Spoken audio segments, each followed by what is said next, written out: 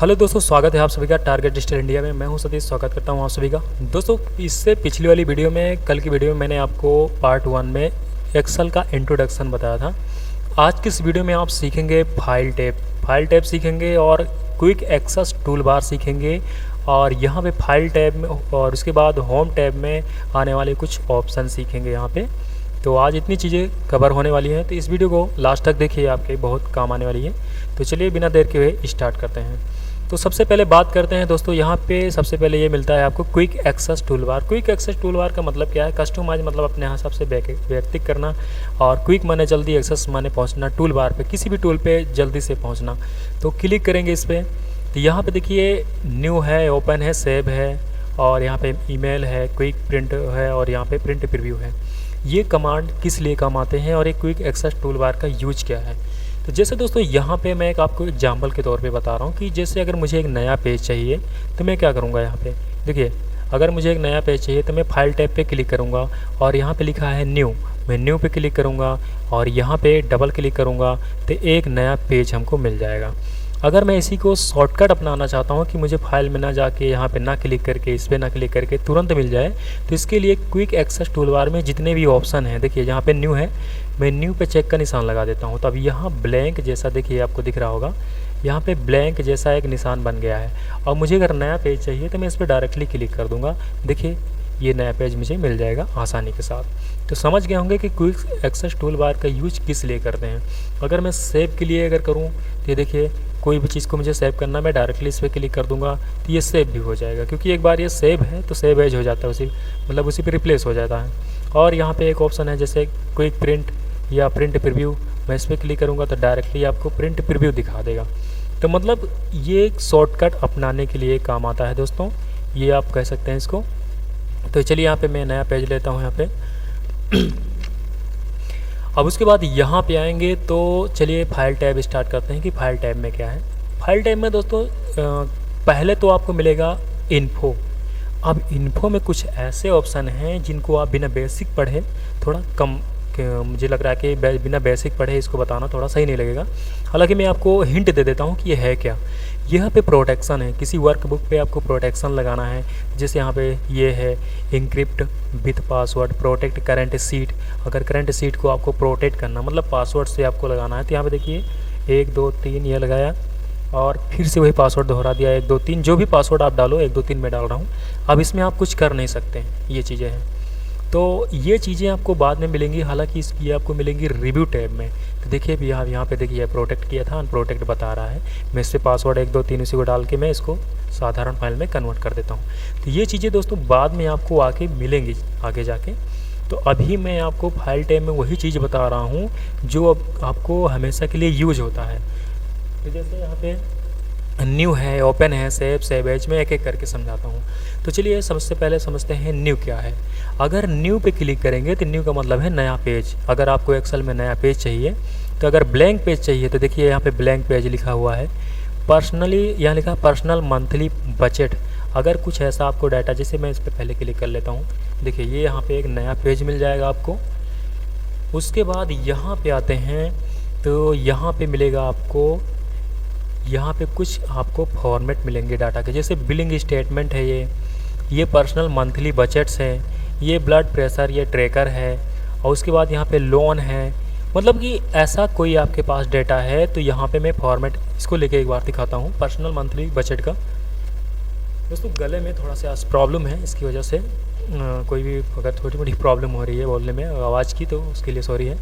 तो यहाँ पे आएंगे तो देखिए पर्सनल मंथली बजट है, देखिए यहाँ पे प्रोजेक्ट मंथली इनकम है, इनकम हुई है, और यहाँ पे एक्स्ट्रा इनकम है, टोटल इनकम है। ये फार्मूले के साथ भी हुआ, देखिए यहाँ पे कौन सा फार्मूला अप्लाई किया गया है ये भी बताया गया, इन सब का सम यानी जोड़ा गया है इन सबको, तो निकला है ये। तो ऐसा अगर आप कोई डाटा आपके पास है तो आप इस पर, ये आपको रेडीमेड फॉर्मेट मिल जाएगा, आपको इस पर एडिटिंग करके अपने हिसाब से अपना डाटा मेंशन कर लेना है। तो कुछ इस तरह से, और इस पर जाएंगे तो यहाँ पे बहुत सारे डाटा मिलेंगे आपको। देखिए ये इस तरह से है, ये देखिए कंपनी का है, यहाँ बिलिंग स्टेटमेंट है। इस तरह से आपको कोई अपना डेटा बनाना है तो ये आपको फॉर्मेट मिल जाएंगे, इनके आधार पे आप अपना एडिटिंग करके अपना नाम, एड्रेस, सारा चीज़ डाल सकते हो। तो दोस्तों ये उम्मीद करता हूँ आपको ये समझ में आया होगा। अब यहाँ पे आते हैं, देखिए अब आगे बढ़ते हैं, फाइल टाइप में आते हैं तो यहाँ पे है ओपन। तो जैसे मैं जितनी भी फाइल एक्सेल में बना के सेव कर रखा हूँ उसको ओपन करने के लिए यहाँ पे आता है, ये कंट्रोल ओ है इसकी शॉर्ट की, इसकी है कंट्रोलियन। देखिए न्यू पेज के लिए कंट्रोलियन होता है। अभी पहले इसको ओपन करके देख लेते हैं। जैसे यहाँ पे मैंने एक डाटा बनाया था, ये देखिए क्लिक किया, ये मैंने डाटा मतलब कि जितना भी आपने एक्सेल में कोई भी फाइल बना के तैयार करके सेव कर रखी है तो सेव की गई फाइल को ओपन करने के लिए इसका यूज करते हैं, किसका, ओपन कमांड का। अब कोई फाइल है आप उसको सेव करना चाहते हो, जैसे कि मान के चलिए मैं यहाँ पे कुछ ऐसा लिख देता हूँ, कोई भी चीज़ मैं यहाँ पे लिख रहा हूँ या कोई भी आपने डाटा बनाया है उसको आप सेव करना चाहते हैं। इसको सेव करेंगे तो फाइल में जाके सेव पे क्लिक करेंगे। अब देखिए यहाँ पे पूछ रहा है दिस पीसी ड्राइव में कहाँ पे सेव करना चाहते हैं, डी ड्राइव में, माय डॉक्यूमेंट्स में। मैं माय डॉक्यूमेंट्स में क्लिक कर लेता हूँ और माय डॉक्यूमेंट्स में आप किस नाम से सेव करना चाहते हैं यहाँ नाम दे दीजिए। यहाँ पे मैं ऐसे डाटा दे रहा हूँ, ये देखिए मैं डाटा लिख दे रहा हूँ, सिंपली डाटा 1 कर दे रहा हूँ।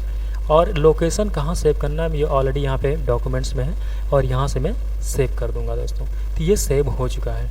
अब उसके बाद अगला ऑप्शन जो है इसमें ये है सेव एज। सेव और सेव एज में क्या अंतर है ये जान लीजिए। सेव का यूज किसी पर्टिकुलर फाइल को सेव करने के लिए और सेव एज का यूज उसी फाइल को किसी अन्य नाम से सेव करने के लिए सेव एज का यूज करते हैं, आप नोट कर सकते हैं। तो यहाँ पे आएंगे, देखिए जैसे मैं यहाँ पे इसको किस नाम से सेव किया था, डाटा 1 के नाम से सेव किया था।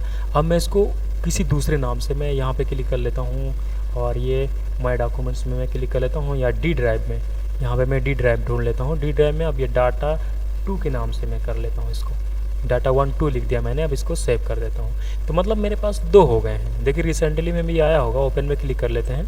ये देखिए एक तो मैंने कहाँ गया, ये डाटा 1 2 है और ये मैं इसको ओपन करूँगा तब भी यही ओपन होगा और अगर मैं इसको ओपन करता हूँ तब भी यही ओपन होगा, मतलब कि वही जो फाइल है उसी को अन्य नाम से सेव करने के लिए।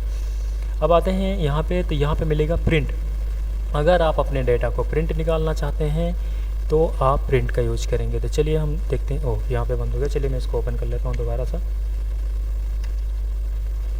ये मैंने ओपन कर लिया है।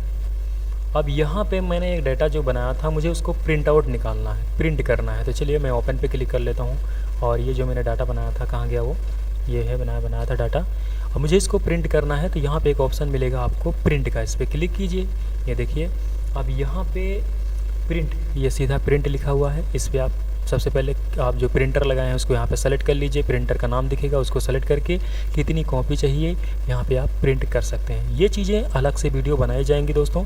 अभी फ़िलहाल के लिए यहाँ पे करंट पेज जो आपके सामने है उसको प्रिंट करना है तो डायरेक्टली इस पर क्लिक कर सकते हैं, आपका प्रिंट आउट निकल जाएगा दोस्तों। अब आगे बढ़ते हैं, यहाँ पे अगला ऑप्शन क्या है, शेयर। अगर आप इसको शेयर करना चाहते हैं ईमेल पे, कहीं पे, किसी अदर पर्सन के पास, तो यहाँ से शेयर कर पाएंगे। इसके लिए थोड़ा ऑनलाइन होना पड़ेगा आपको।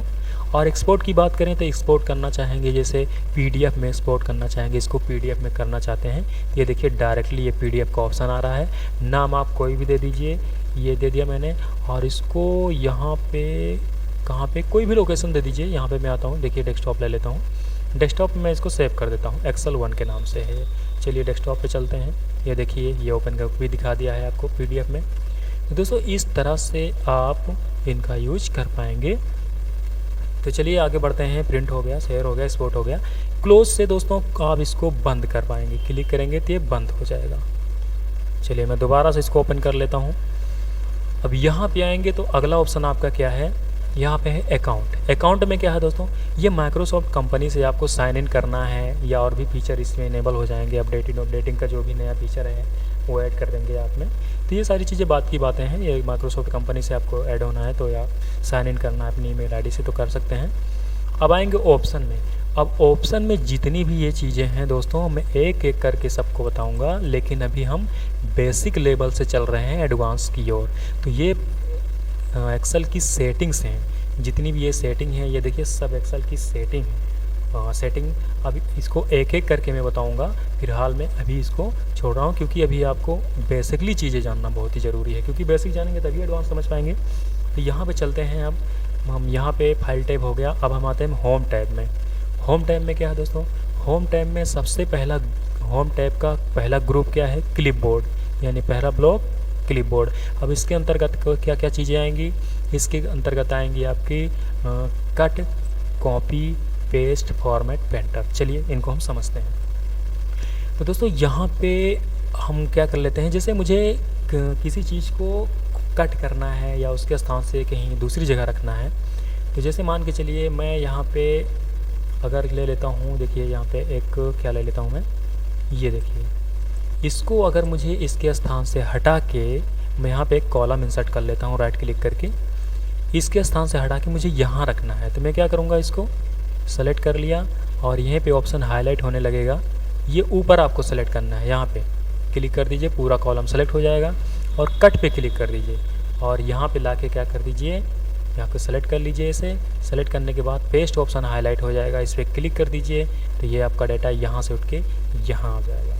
और दूसरा ऑप्शन क्या है, चलिए मैं दूसरा ऑप्शन समझ लेते हैं। अगर इस डेटा को यानी इस कॉलम के डेटा को मुझे कॉपी करना है, मतलब यहाँ पे भी रहे और यहाँ पे भी रहे, तो इसके लिए क्या करना है, सबसे पहले हम इसको कॉपी करेंगे। देखिए ये कॉपी हो गया। अब मुझे इसको इस कॉलम में भी रखना है, तो मैं सिंपल इसको पेस्ट कर दूंगा। मतलब चाहे कट करें चाहे कॉपी करें, आप दोनों जगह पेस्ट कर सकते हैं। तो यहाँ पे मैंने इसको पेस्ट कर दिया। तो हालांकि मुझे इसकी ज़रूरत नहीं है, मैं आपको सिर्फ बताने के लिए कर रहा हूँ। तो यहाँ पे मैं इसको डिलीट कर देता हूँ। अब उसके बाद आते हैं, यहाँ पे एक ऑप्शन मिलेगा आपको कट कॉपी का मतलब समझ गए होंगे, किसी की डेटा को उसके स्थान से हटा के दूसरे स्थान पे रखना है तो कट का यूज करेंगे, और किसी डेटा को उसके स्थान के सिवाय कहूँ और भी रखना है, कहीं और भी रखना है, तब कॉपी का यूज करेंगे। और इन दोनों करने के बाद पेस्ट का यूज ज़रूर करना है। अब फॉर्मेट पेंटर का यूज क्या है, फॉर्मेट पेंटर का यूज ये है कि जैसे मैंने इसको सेलेक्ट कर लिया, अब मैंने यहाँ पे कुछ इसको बोल्ड थोड़ा मोटा गहरा या हल्का मोटा गहरा कर देता हूँ, इटैलिक कर देता हूँ। अब यही फॉर्मेटिंग मुझे इस पे चाहिए, तो मैं क्या करूँगा, इसको भी सेलेक्ट करूँगा और इस पर फिर से ये करूँगा, नहीं, आपको सिंपल इसको सेलेक्ट कर लेना है, फिर इसको हम फॉर्मेट पेंटर पर क्लिक करेंगे, क्लिक कर देते हैं। अब यही फॉर्मेटिंग यहाँ पे करनी है, तो सिंपल बस इसको, ये देखिए ब्रश जैसा बन गया है। अब इसको ऐसे सेलेक्ट कर लीजिए, ऑटोमेटिक सारी फॉर्मेटिंग आ जाएंगी। ये देखिए, ये होता है फॉर्मेट पेंटर।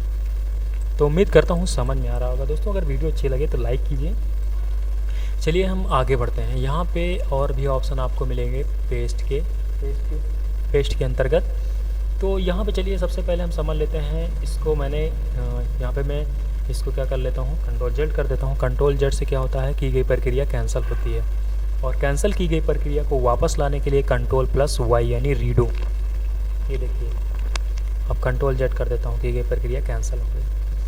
अब यहाँ पे सबसे पहला ऑप्शन क्या है, यहाँ पे देखिए पेस्ट है, पेस्ट फार्मूला है, और यहाँ पे क्या है और ऑप्शन क्या है, यहाँ पे देखिए पेस्ट फार्मूला हो गया, यहाँ पे फार्मूला नंबर हो गया, कीप सोर्स फॉर्मेटिंग हो गई। तो ये चीज़ें एक एक करके हम लोग सीखेंगे दोस्तों। तो चलिए हम आगे बढ़ते हैं। यहाँ पे दोस्तों काफ़ी वीडियो लंबा हो जा रहा है, अगर मैं यहीं पे इसको क्या कर रहा हूँ, यहीं पे इसको बंद कर दे रहा हूँ, क्योंकि इस तरह से वीडियो काफ़ी लंबा हो जाएगा। अगली वीडियो में मैं आपको ये सारी चीज़ें बताऊँगा, फिर ऐसे थोड़ा थोड़ा करके बताऊँगा ताकि आपको क्लियर समझ में आ जाए। तो मैं आज के लिए ही इतना ही, बाकी मैं कल की वीडियो में बताऊँगा। तो अगर आप पिछली वीडियो नहीं देखे हैं तो मैं उसकी लिंक डिस्क्रिप्शन में दे दूँगा, आई बटन में भी मिल जाएगा। अगर आप शुरुआत से देखेंगे तो ज़्यादा बेहतर होगा, आपको पहचान बताई गई है इसमें किसको क्या बोलते हैं। तो उस पहली वीडियो को आप ज़रूर देख लीजिएगा दोस्तों। तो मैं मिलता हूँ कुछ ऐसी नई वीडियो के साथ, तब तक देखते रहिए target digital India YouTube channel, और चैनल को सब्सक्राइब कर लीजिए।